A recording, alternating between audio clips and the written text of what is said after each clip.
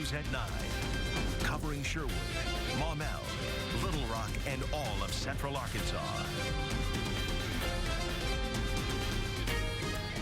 Hard to believe, but just over a week ago, Arkansas lost a legend when former Razorback Ronnie Caveness died of cancer at the age of 71. And the story you're about to see was shot just days before his passing. Fox 16's Jason Snavely takes us through the life and death of the great Ronnie Caveness.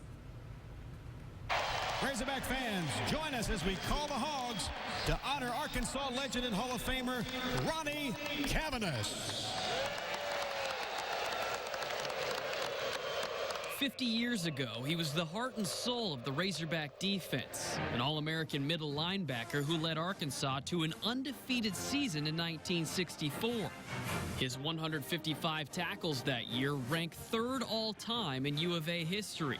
It's those statistics that eventually earned him a spot in the College Football Hall of Fame.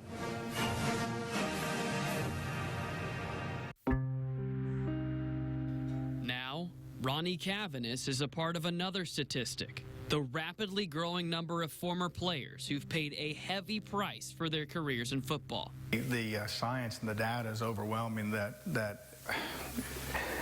it's kind of, play hard, die young. In 1984, 14 years after he retired from the NFL, Caveness showed his first signs of dementia. He became depressed, had trouble controlling his anger, and struggled with short-term memory. His daughter Sherry recalls one incident back in 2003. The big one for me was about 11 years ago. I built a one-story gray brick house, and he's lived in Little Rock since 1970, and he never could find his way to my new home. He would go to the house next door that was a two-story red brick with a wraparound porch that, looked nothing like my one-story gray brick. And when your parents start getting older, you think that's just their memory. You don't associate it with it being anything serious. But it was serious. Caveness was officially diagnosed with Parkinson's disease in 2011. He was also diagnosed with a rare sleep apnea and dementia. It's when my stepmom had a stroke when I was pregnant. And that's when I saw the decline of my dad, how serious it was, how bad he was. Last year, Caveness, along with nearly 5,000 former NFL players, sued the league for head injuries suffered during their playing days. A settlement was reached worth $765 million.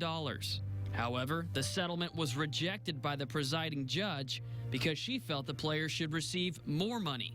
It shifted momentum, I would say, to the players at that point when there's a judge saying, hey, there's not enough money here. With the lawsuit still in negotiations, the Caveness family depended on the NFL's 88 plan. Named after the late Hall of Fame tight end John Mackey, the 88 plan was created in 2007, paying up to $100,000 of medical expenses for players who spent at least 5 years in the league and suffer from diseases such as Parkinson's or Alzheimer's. The only problem, hardly anyone knows about it. I would like to be an advocate for the 88 plan and get awareness out there because there's no telling how many men have fallen through the cracks. It's just heartbreaking. It's just heartbreaking. In January of this year, the Caveness family received more heartbreaking news. Ronnie had cancer.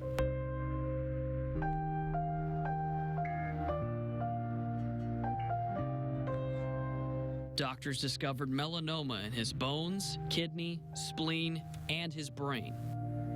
They gave him less than 2 months to live. It's just hard for anyone that sees their mom or dad slowly dying. It's hard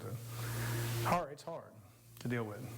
Especially when your loved one has no idea they're dying. His dementia, short-term memory, he can't remember. He's been diagnosed with melanoma. On May 10th, Ronnie Caveness passed away.